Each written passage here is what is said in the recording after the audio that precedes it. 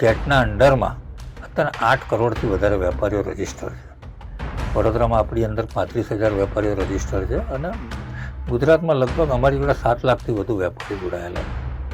આ બધાને અત્યારના તકલીફ પડવાની શરૂ થઈ ગઈ છે. માટે અમે લોકો આ અંગે એક 6 અને 7 તારીખે દિલ્હી ખાતે અમે કોન્ફેડરેશન ઓફ ઓલ ઇન્ડિયા ટ્રેડર્સની ભારતના આગેવાનોની એક મિટિંગ બોલાવવા જઈ રહ્યા છીએ. એક નાનો વેપારી, ધારો કે પાયમાલ થવાની શરૂઆત થશે, આજે મારી દુકાનમાં 4 માણસો છે, મારી દુકાને ધંધો નહીં થાય તો એ 4 માણસો ભૂખે મરશે એની જવાબદારી કોની? સરકાર.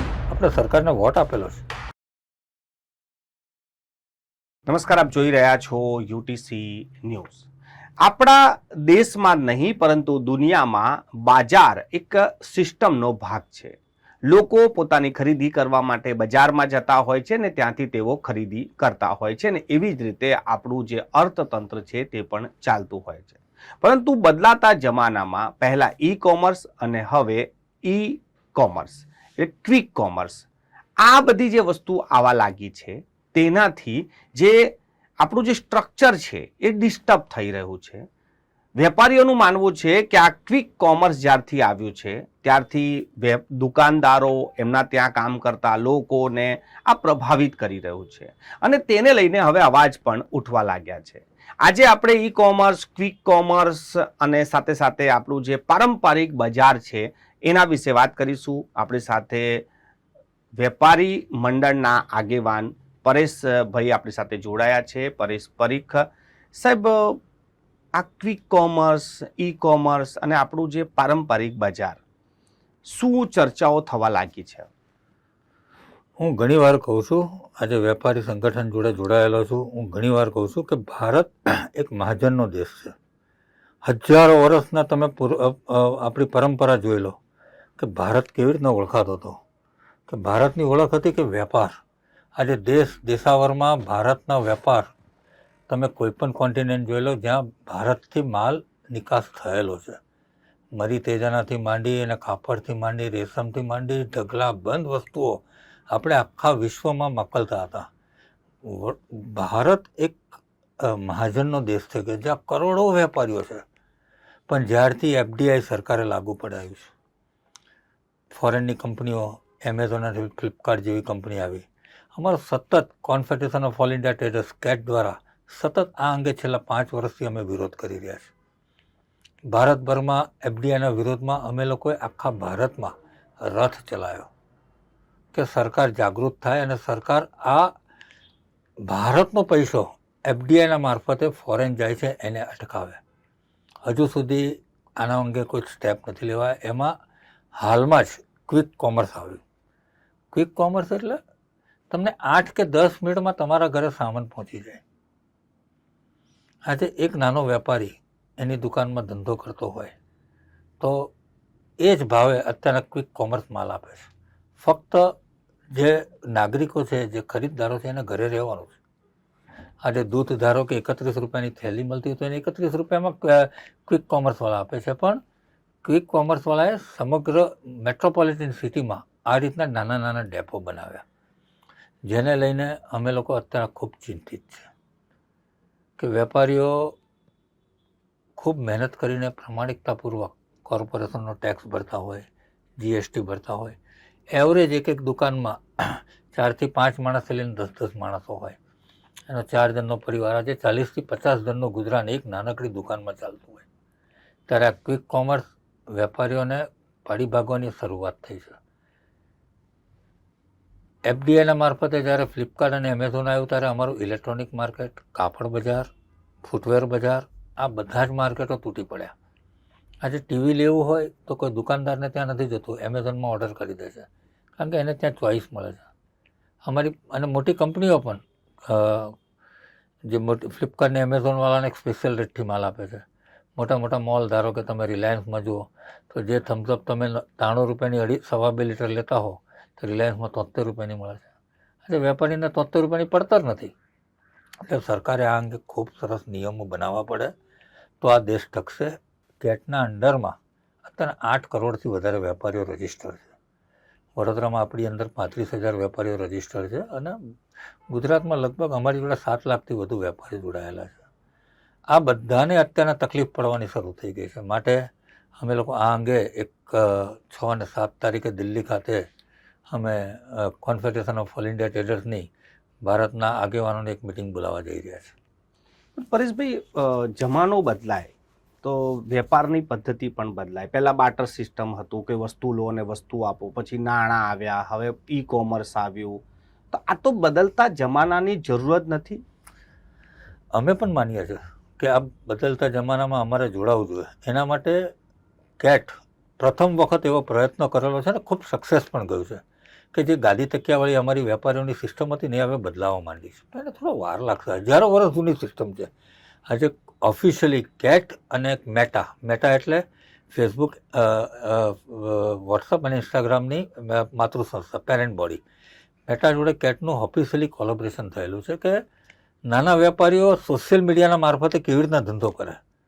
આજે 1.5 વર્ષથી ભારતભરમાં મેટાના ખૂબ બધા સેમિનારો થાય છે. આપણે વડોદરામાં પણ ગઈ જાન્યુઆરી મહિનામાં, હવે જે જાન્યુઆરી આવતીકાલથી આવશે, 8 જાન્યુઆરી 2024ના વડોદરામાં ગાંધીનગર ગૃહ ખાતે અમે લોકોએ મેટાનો પ્રોગ્રામ રાખેલો. એમાં 700થી વધુ વેપારીઓ હાજર રહેલા. મેં પોતે ગુજરાતના અધ્યક્ષ તરીકે ગુજરાતમાં લગભગ 7 થી 8 સિટીમાં મેટાનો પ્રોગ્રામ કર્યો છે. વેપારીઓ હવે એના મારફતે ધંધો શરૂ કરી રહ્યા છે, પણ કેટલા ટકા? 20%, 25%. આજે 75% મંગળ બજાર હોય, રાવપુરા હોય કે માંડવી હોય, આજુ આ પરંપરા રીતે ધંધો ચાલી રહ્યો છે અને લોકોને મજા પણ આવે છે. એક ખરીદી કરવાની એક મજા જુદી છે. તમે આજે એક NRI તમે જોજો, હું માર્ક કરજો, આજ પછી તમે બજારમાં જઈને માર્ક કરજો, કોઈ પણ NRI યુરોપથી આવશે, અમેરિકાથી આવશે, કેનેડાથી, ન્યૂઝીલેન્ડથી, ઓસ્ટ્રેલિયાથી, એક વખત તો એ માંડવી, મંગળ બજાર, સુલતાનપુરા, ઘડિયાળીપુરમાં આવશે. ખરીદી કરે કે ના કરે, એ એક ટ્રેન્ડ છે. તો વેપાર ત્યાં ચાલે છે. અમારા વેપારીઓ પણ, નાના વેપારીઓ પણ હવે નવી સિસ્ટમ એડોપ્ટ કરવાની જરૂર છે ને કરી રહ્યા છે. પણ ત્યાં સુધીમાં આ લોકોનું ઇન્ફ્રાસ્ટ્રક્ચર એટલું બધું મોટું છે. આજે બ્લિંકિટ છે, બ્લિંકિટનું બેકગ્રાઉન્ડ જ એટલું મોટું છે, ઝોમેટોનું. આજે નાના વડોદરા શહેરમાં નાના એક એરિયામાં એ લોકોએ કોઈ એરિયા બાંધેલા છે કે 2 કે 3 કિલોમીટરમાં નાના ડેપો રાખેલા છે. એમાં હાલ ખાદ્ય પદાર્થો બધી આવે છે. દૂધ આવે છે, અનાજ આવે છે, કરિયાણું આવે છે, ફ્રૂટ આવે છે. આ ટાઈપનું એ રાખી દેશે. ધીમે ધીમે એનો વ્યાપ પણ ફ્લિપકાર્ટ અને એમેઝોન જેવો થતો જશે. જે ઇલેક્ટ્રોનિક માર્કેટ, ફ્રૂટ એ બધામાં આવતા જશે. અને અને બ્લિંકિટ જેવી કંપનીઓ પાસે પોતાનું ઇન્ફ્રાસ્ટ્રક્ચર મજબૂત છે. આજે હજારો ઝોમેટોના જે ડિલિવરી બોય છે એ લોકો જ આમાં જોડાઈ જવાના. એમેઝોન અને ફ્લિપકાર્ટમાં તો કદાચ વસ્તુ સસ્તી મળે છે, પણ હાલ બ્લિંકિટ જે ભાવે આપે છે એ જ ભાવે દુકાનોમાં મળે છે. પણ શું, આજે મારા ઘરે કોઈ ગેસ્ટ આવ્યા છે અને મારા બટરનું એક પેકેટ 500 ગ્રામ જોઈએ છે, રાતે 10 વાગે બટરનું 500 ગ્રામનું પેકેટ 150 રૂપિયાનું જોઈતું હોય તો બ્લિંકિટમાં ફોન કરો, 8મી મિનિટે એ લોકોને દરેક સિટી વાઇઝ. અત્યારે વડોદરામાં બ્લિંકિટ 8 મિનિટમાં તમને ડિલિવરી આપે છે તમારા એરિયા પ્રમાણે. આજે હું ઘરની બહાર જાઉં, સ્કૂટર કાઢું, 10 વાગે કોઈ પ્રોવિઝન સ્ટોર ખુલ્લો હોય ના હોય, પણ 8મી મિનિટે બટર ઘરે આવી જાય. એક થેલી દૂધ પણ ઘરે આવે છે. તો પરેશભાઈ, જ્યારે લોકોને આ સુવિધાઓ મળી રહી છે, તો જ્યારે તમે આનો વિરોધ કરશો કે તમે માંગ કરશો, તો એ જે તમારા જે લોકો છે તમારાથી નારાજ નહીં થઈ જાય? અત્યારનો અમારો વિરોધ સરકાર સામે છે. અમારી ગણતરી એવી છે, કારણ કે કેટનું પોતાનું ઇન્ફ્રાસ્ટ્રક્ચર બહુ મજબૂત છે. આખી સર્વે ટીમ છે. અત્યારે અમે સર્વે કરેલો છે. કેટ મેં નહીં, મારી પેરેન્ટ બોડી જે કેટ દિલ્હી છે, પ્રવીણભાઈ ખંડેલવાલ એ મહામંત્રી છે અને ચાંદની ચોકના ભારતીય જનતા પાર્ટીના સાંસદ સભ્ય પણ છે. અમે એક સર્વે કર્યો છે કે બ્લિંકિટ જેવી કંપની આગામી વર્ષોમાં 56,000 કરોડ રૂપિયા લોકોના ખિસ્સામાંથી લઈ એટલું હુંડિયામણ ફોરેન મોકલી રહી છે. સરકારને પણ નુકસાન છે. સરકારે સિસ્ટમ બનાવવી જોઈએ. બ્લિંકિટ પણ ચાલે, ચલો અમારા વેપારીઓ પણ સુધારવાની જરૂર છે, પણ સરકારે જે ટેક્સીસ સિસ્ટમ છે, એમેઝોન અને ફ્લિપકાર્ટને જે બેનિફિટ મળે છે ટેક્સેશનના, અને ઇન્ડિયાના પૈસા બહાર જાય. આજે ટ્રમ્પ સરકાર જુઓ, ટ્રમ્પ સરકાર જાન્યુઆરીમાંથી આવશે તો શું બોલે છે? America first. એમનો પૈસો એમના દેશમાં રહેવો જોઈએ એવું ટ્રમ્પ સરકાર એના ઉપર જ જીત્યા છે. એવી રીતના ભારતનો પૈસો બહાર જાય એ સરકાર માટે પણ ખોટું છે. આપણા હુંડિયામણ, વિદેશ હુંડિયામણની આપણે મેળવતા આટલી મહેનત પડતી હોય ત્યારે હજારો લાખો કરોડ રૂપિયા આપણા દેશની બહાર જાય. નાના નાગરિકો ઘણીવાર અમારો વિરોધ પણ કરે છે, પણ અમે ટ્રાય કરી રહ્યા છીએ કે નાના વેપારીઓ પણ આવી સવલત આપે. આજે હાથીખાના એસોસિએશન જુઓ, હાથીખાનામાં હવે આ રીતની સિસ્ટમ ચાલુ થઈ છે કે તમને ડોર ડિલિવરી આપે છે, સસ્તું આપે છે, તમને વસ્તુ સારી આપે છે. સામે એવી પણ ફરિયાદો આવી છે, ધારો કે તમે 5 લોકો વિરોધ કરે છે કે તમે કેમ સસ્તું નથી આપતા, તો સામે એવી પણ વિરોધ આવ્યો છે કે વસ્તુ ડુપ્લિકેટ આવે છે.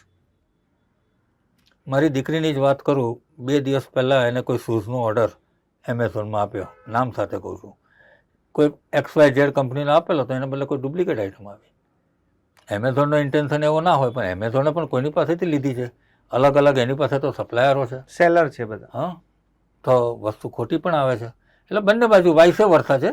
નાના વેપારીઓને શીખવા માટે ઘણો સમય જોઈશે, પણ સરકારે દેશનું અર્થતંત્ર બચાવવું હશે ને તો નાના વેપારીઓને પ્રાધાન્ય આપવું પડશે.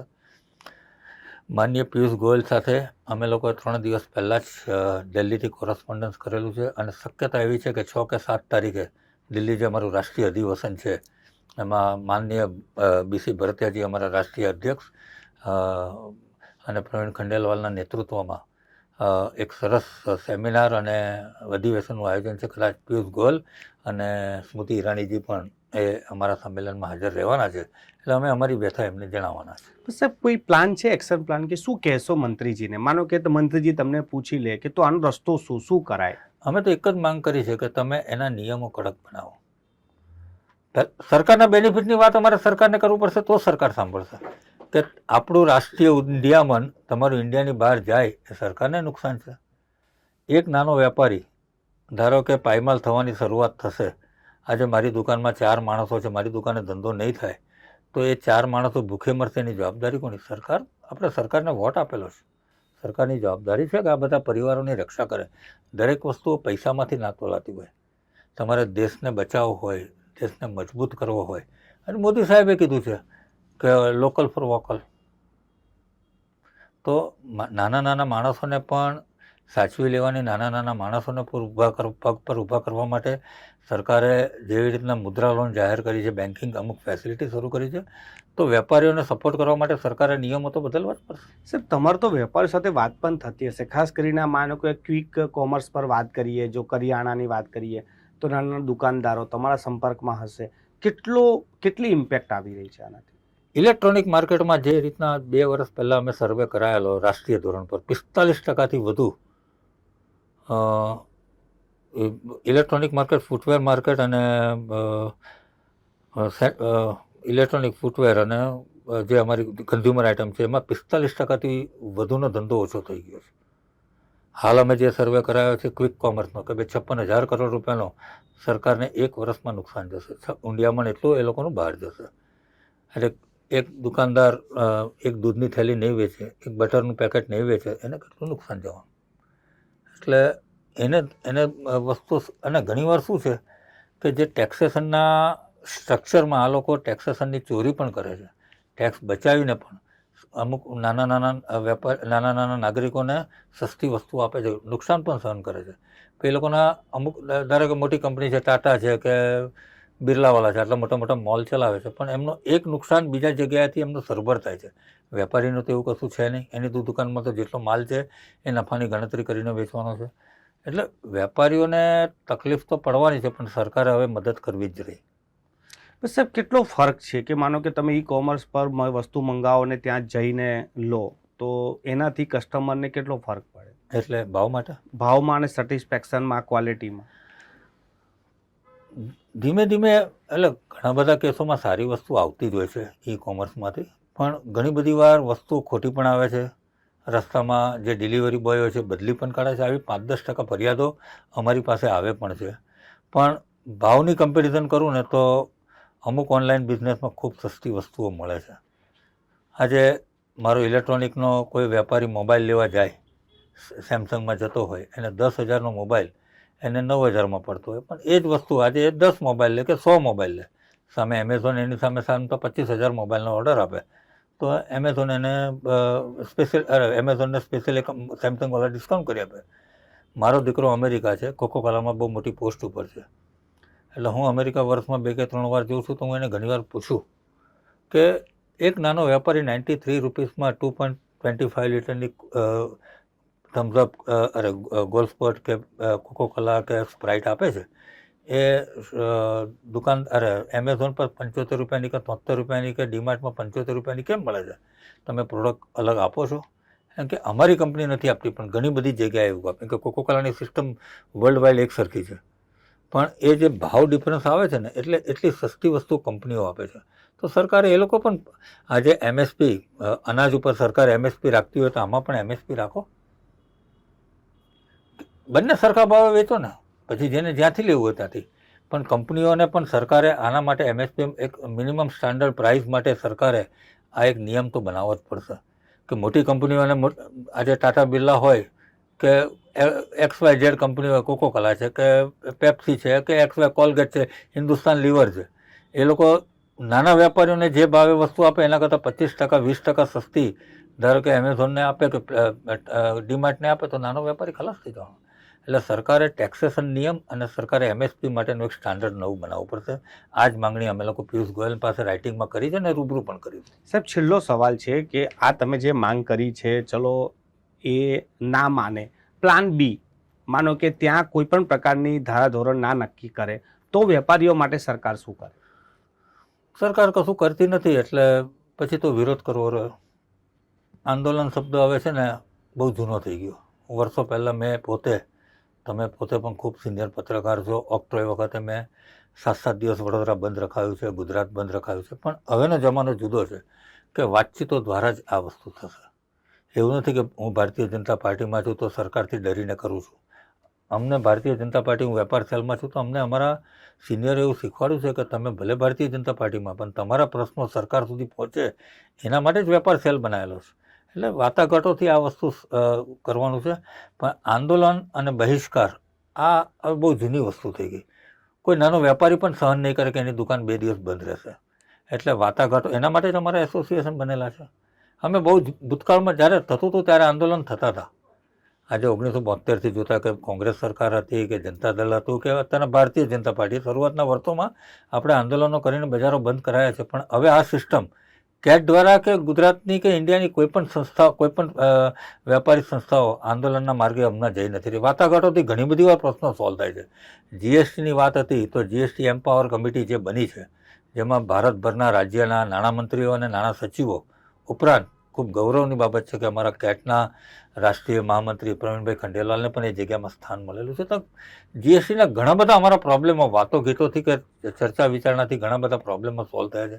ત્યાં પણ હજુ વિસંગતતા ઘણી બધી છે, પણ ચર્ચા વિચારણાથી ઘણી બધી વસ્તુઓ સોલ્વ થાય છે એવું લાગી રહ્યું છે.